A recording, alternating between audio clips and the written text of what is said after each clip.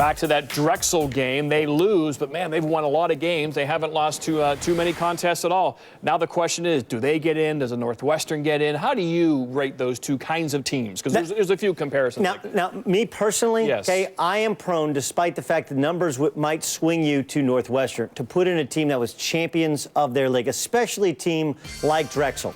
Here's the numbers, the raw data, 27-6. Here's another number. They were 25-1 going into last night, lose a close game to a good VCU club. Game in Richmond, just down the street from VCU's campus. Whereas Northwestern, great strength of schedule. They have one great win against Ohio State. If you give Drexel 11 chances to get one good win, I think they would get one. So just to me personally, I understand strength of schedule is clearly in the favor of Northwestern. But do you reward a team for a great season, or do you award a team for an average season? The Northwestern story is an amazing one. They've never made the NCAA tournament, yeah. Okay? They're coached by a good man. They have good players. They have an all-time leading scorer in the program's history.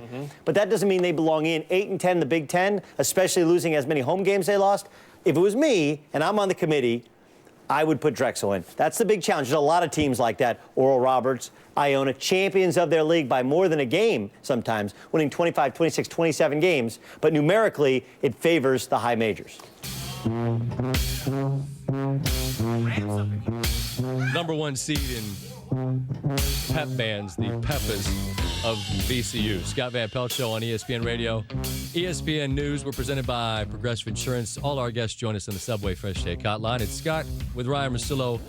And from VCU, their head coach, Shaka Smart. He knows what this song sounds like, and he'll hear it again in arenas around the country as the Rams are back in the tournament. Coach, last year was a very different story than this year. You punched the ticket with a win last night, and your team is so different. How is the experience compared to a year ago? Well, I feel a lot better today than I did last year at this time. Understood.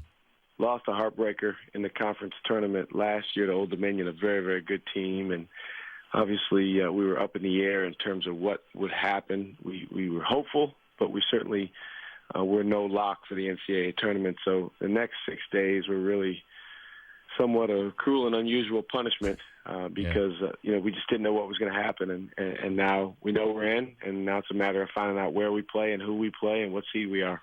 And it's for the casual observer that they'll say, "Oh, yeah, Shaka Smart, VCU. That I remember that team." Well, they don't remember this team if they don't pay that much attention. I mean, it's very, very different in terms of makeup. A lot of youth. How long did it take you, Coach, to realize what this team would be? It took us a while. I mean, we knew losing 5 players off of last year's team and 4 of our top 5 that it was going to be somewhat of a rebuilding job.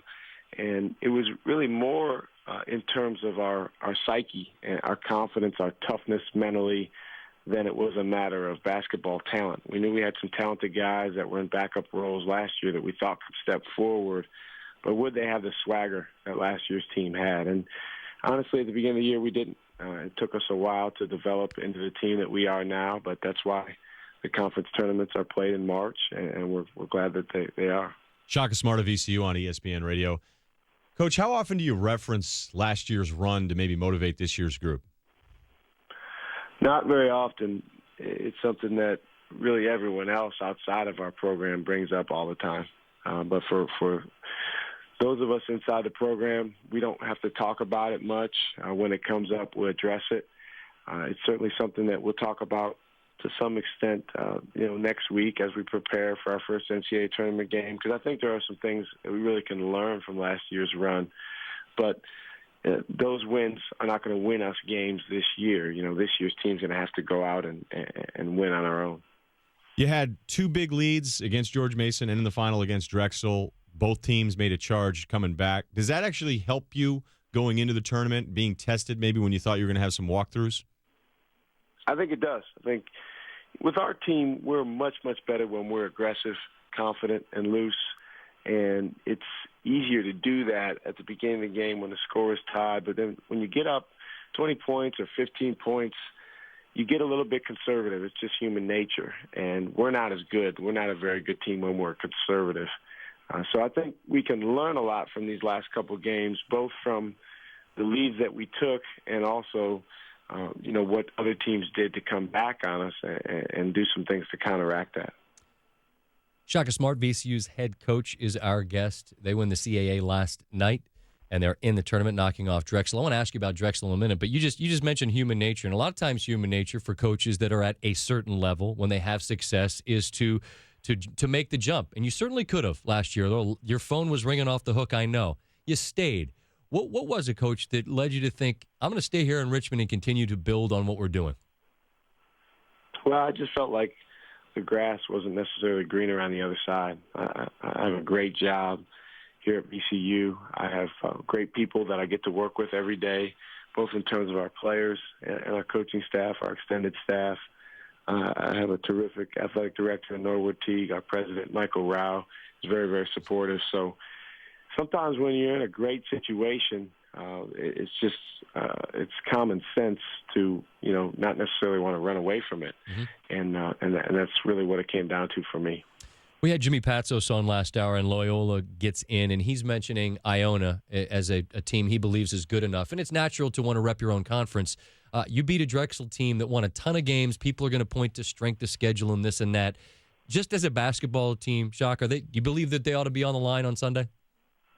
No doubt about it. And, it's all relative. This is what we learned last year when we were getting fried for getting picked is, it's easy for someone to say this team should be in, that team should be in, but the selection committee has a tough job of, only picking 68 teams.